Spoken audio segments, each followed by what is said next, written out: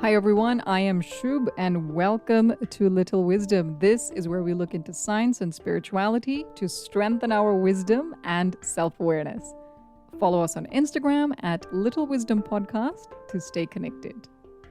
So, when was the last time that you felt afraid?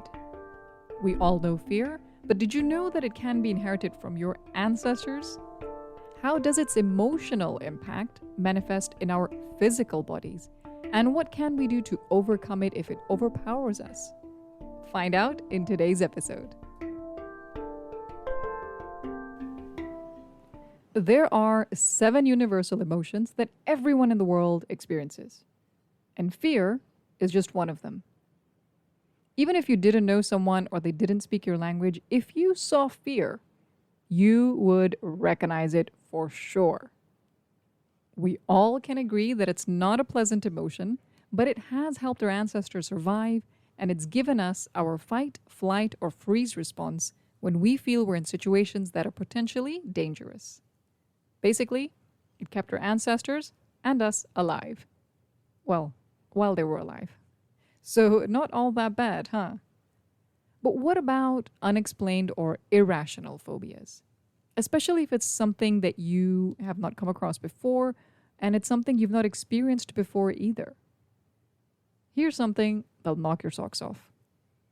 Phobias can be passed down as memories from your ancestors in your DNA. Yes, that is right. Research shows that phobias could be a result of genetic memories passed down over generations. Experiments on mice showed that a traumatic event affects the DNA and changes both the brains and the behavior of the next generations, even if they had never experienced the same trauma or situation themselves. This study has been used to provide more insights for phobia and also other conditions like PTSD, anxiety, and more.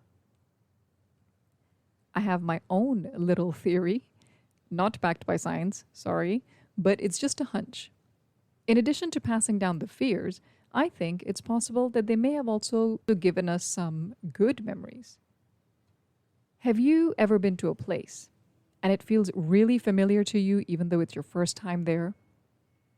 Maybe you've seen an image and you kind of have a feeling that you know where it is. Or you're drawn to a certain kind of music, or you don't know why you're drawn to it or what the words mean. In my own little world, I believe that these too can be passed down from your ancestors. I know people who've had some uncanny incidents that cannot be explained by science. And something similar happened to me too, but that is another story for another time.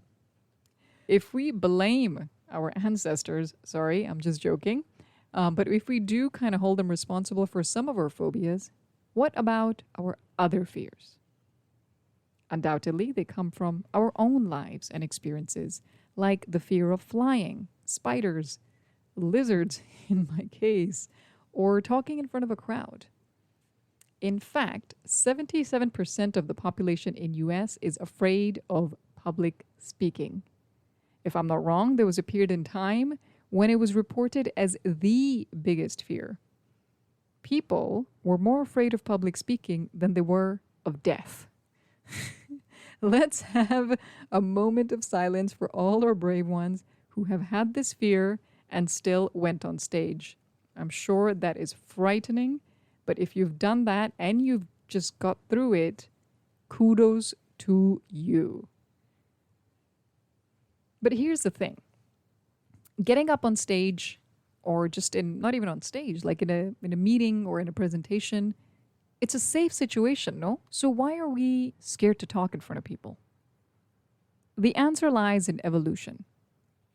Evolution has taught us to be extremely sensitive to eye contact. Colin Clifford, a psychologist at the University of Sydney's Vision Centre, says that we perceive eyes watching us as an existential threat. He explains that a direct gaze can signal dominance or a threat. I was quoting him there, by the way. So when you're on stage, that's pretty much what's happening because all eyes are on you. Next time you feel that, tell yourself you're safe. The people sitting there are probably thinking about their grocery list half the time. Not that you're not good, but sometimes people are not stressed about it and they're not judging you as much as we think that they are. So we know we get fears in inheritance, thank you ancestors, and others from our own lives, dreams, and day to day. Let's pause there. Think about some of your day to day ones. Let me ask you this. How many are actually yours? Or have they been put there by someone around you? I want to tell you a story. On 24th July 1969, a little girl was born to immigrant parents in a tough neighborhood. No matter how hard she tried, she was not great in her studies academically, but she was really, really good at track and field, sports, and school plays.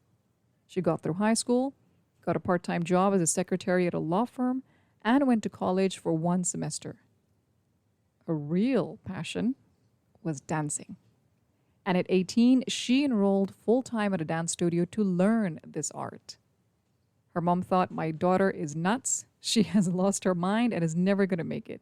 This, of course, created a rift between her and her parents, and after many, many arguments, her mother asked her to leave the house.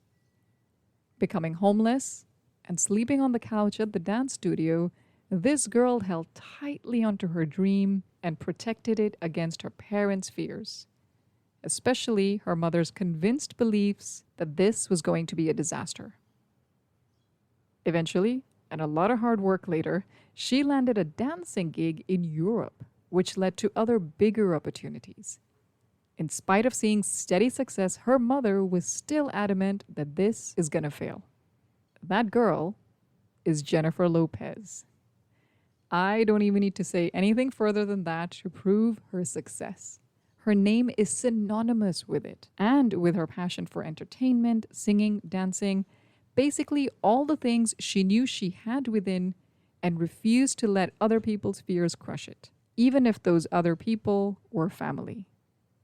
Speaking about this, she said, "The truth is, nobody knows what's inside of you. Only you know what's inside of you." Even though she got to where she wanted, would you believe it that there were still people telling her that she wouldn't make it, even though she already had? Today, she has a great bond with her mother. I think they kind of, figured it out and sorted out everything, so that's great. But it should be the same with us.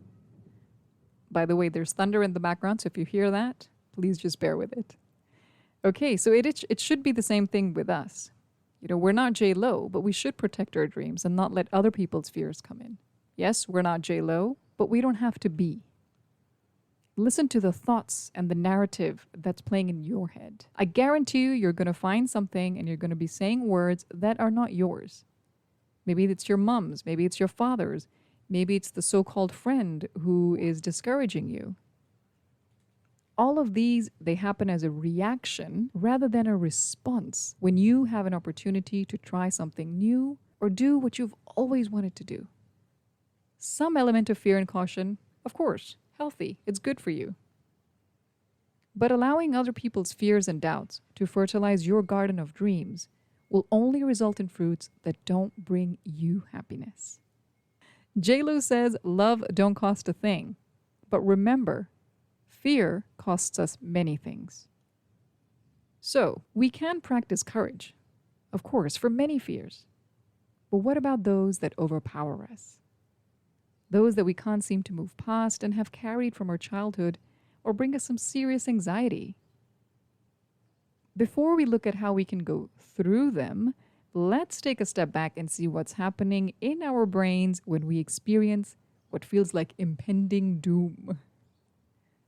Linda Saab and Arash Javanbakht. Now, these two people are both professors of psychiatry at the Wayne State University. And they explained that the one factor, just one, that decides a small fear response versus a big one is context. Fear starts in the part of the brain that controls our emotional processing, and that part is the amygdala. It detects something and it starts releasing all these stress hormones. The stress hormones cause fast heartbeat, clammy hands, and the desire to find a toilet fast. When this happens, two other parts of the brain join in as well. But to do something entirely different. Those two parts are the hippocampus, which controls learning and memory, and the prefrontal cortex. This controls the cognitive management. So these two, they start analyzing to check and help the brain decide if the threat is real or if it's not. Think of it like Kevin James and Will Smith's characters in the movie Hitch. Whenever Albert, which was played by Kevin James, whenever he freaks out, Hitch, played by Will Smith, steps in and calms him down. Albert is your amygdala. Hitch is your hippocampus and prefrontal cortex. I decided to let him be both because Will Smith can act and sing. Anyway, coming back from comedy to fear. When the brain decides that there's no real threat and your Hitch has said it's all cool, then you calm down. But the reverse is also true. If it feels too real, all logical thinking will be thrown out the window, even if it's by Will Smith. And then we will go into Albert mode. This gives rise to emotional and physical panic. Sometimes to people on the outside, it's funny, but we don't understand it. We don't really know how bad it can be. But let me change your mind. Imagine turning on the TV, and then you see a wild elephant chasing a safari van. It gets closer and closer, and as it raises its trunk and trumpets angrily, for all of us who are watching from a living room, we'd be excited, so we may feel some physical sensations, maybe a quick breath, fast heartbeat, but generally, we're all right, because Hitch is telling us it's all right, it's not real. Now, imagine someone who may have actually been in that safari van. They saw this up close, they felt their life flash before their eyes, and if they are in the living room and seeing the same thing on their TV, their Albert is not listening to Hitch, because everything Albert is saying in that damn moment is way too real for them. They know somewhere that this is not real, but to them, it's petrifying. It's because the emotions overpower the logical thinking. Every inch of their body is going to feel that fear. Speaking of feeling fear in our physical bodies, there's another angle I want to introduce at this point. In the spiritual circles, and I'm using the term very generically, there is a dominant belief that in addition to our physical bodies, we also have an emotional body, among others. When an illness shows up in your physical body, it's apparently already existed in your emotional one, and your physical one is the last place that it shows up. Every negative and suppressed emotion carries an energy, and eventually shows up and manifests in your physical one as random aches, pains, and illnesses. Since we are born to be expressive, repressing the emotions and keeping it all in is against our natural functioning. And this creates physical problems for us. According to Jill Willard, the author of Intuitive Being, excessive fear and lack of trust can manifest as hormone imbalance, bloating, joint stiffness, or even dehydration, among other physical symptoms. Before I go any further, let's talk about dehydration. If you've been out playing rugby all day in the sun and not drinking enough water, and you get dehydrated, that doesn't necessarily mean there's a lot of fear in my body, there's a lot of negative emotion. It just means you've been out and you've pushed your physical body to the extreme. Okay? Usually what this refers to is when something is persistent. When you keep having a strange ache somewhere, or you have a strange pain somewhere, or you have a certain twitch that doesn't go away and you don't know why. And even doctors are like, well, it's unusual. If I'm not wrong, this is what she's referring to. All right, so just to get that out of the way. So what did Jill Willard say about all of these physical symptoms? She says that when they start showing up, and I'm going to quote her now, ultimately it means we are not using the mental or physical body, either by talking ourselves down to a point of being rational or using the lungs and breath to calm the heartbeat. There are a lot of emotional things that we have to go through, but she points to using our physical body and making the best use of it to help us deal with all of that emotional repression and negativity. So what is the solution? One of them is right in her quote. Use your breath.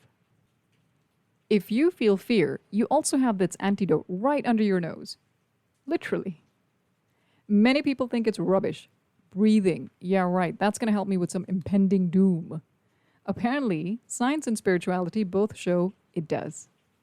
The problem is we expect results to be immediate.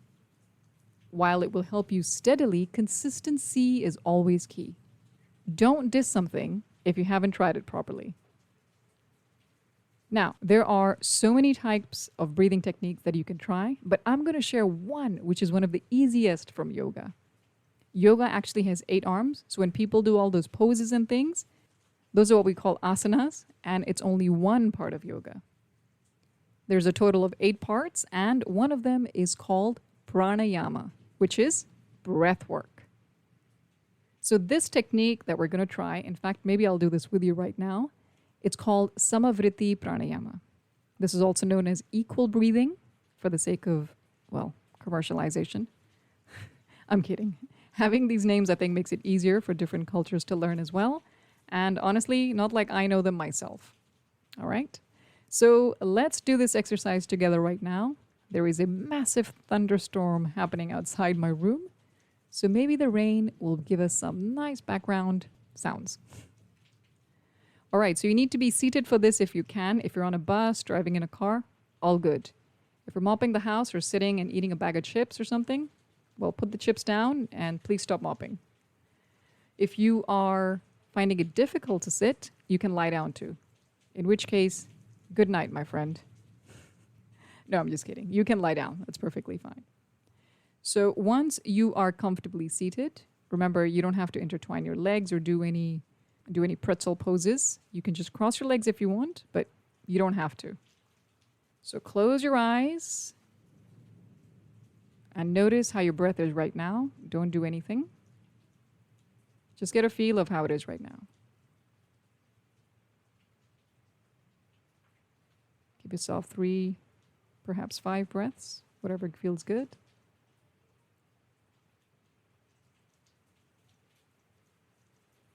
Okay, now in the next breath, breathe in, 1, 2, 3, 4. Hold your breath, breathe out, 1, 2, 3, 4. Pause, breathe in again, 1, 2, 3, 4. Hold, breathe out, 1, 2, 3, 4. That's it. That's literally it. It is that easy. I think even kids can do this.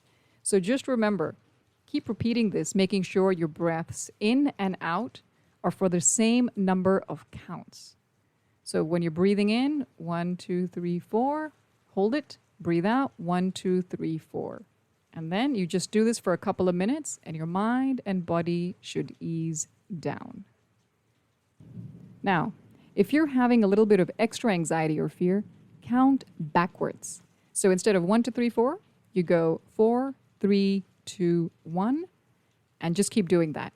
Now, why count backwards? Well, this breaks your flow of thoughts because it's against your brain's natural learned counting rhythm. Practice this daily and do this even if you're working and then you start getting stressed while you're at your desk. You can do this, okay? You can go up to 5 or 6. Again, depends on your lungs, how much air you can take in. But it shouldn't be some kind of stressful exercise, all right? Do what is comfortable. 3 breaths, 2 breaths, 5 breaths, whatever works. But equal breath in, equal breath out. Do it for a couple of minutes. Okay, so remember, triumphing over fears is a process. Our bodies have learned to react to it in the way that they do right now, so it does take some unlearning, but it will and it can happen. Our minds and brains are way more adaptable than we give them credit for, so use that muscle. Also remember that there's no shame in feeling fear. We place more pressure and judgment sometimes on men when they say that they're afraid. And we don't do that for women. It's almost like we expect women to be scared. And that's not right, you guys. That's bull doo-doo. Our gender, our color of skin, ethnicity, sexual orientation, these things should not be held against us when we confront our fears. Or at all in any situation for that fact. We should be able to be at a point where any one of us can say, I'm scared. And, we all feel it, we all know it, so we might as well be stronger and work together and support each other through it. No shame in feeling it, no shame in asking for support. It's a sign of strength and that you value yourself, which you should. All right, so that is it for today's episode. Fear is a natural response, and the things we are afraid of could be due to genetic memories from our ancestors. We love them. And I really mean it, I'm not being sarcastic there. I know I've poked fun a bit of ancestors, but I love mine. Other fears could be due to evolution or our own experiences, while some are placed in our subconscious by those around us. That's where you need to trust your gut and yourself, like J-Lo.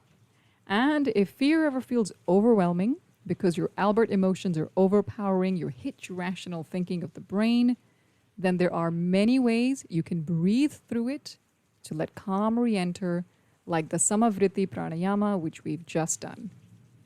Release the repressed fear from your body bit by bit and allow a healthier emotional and physical state.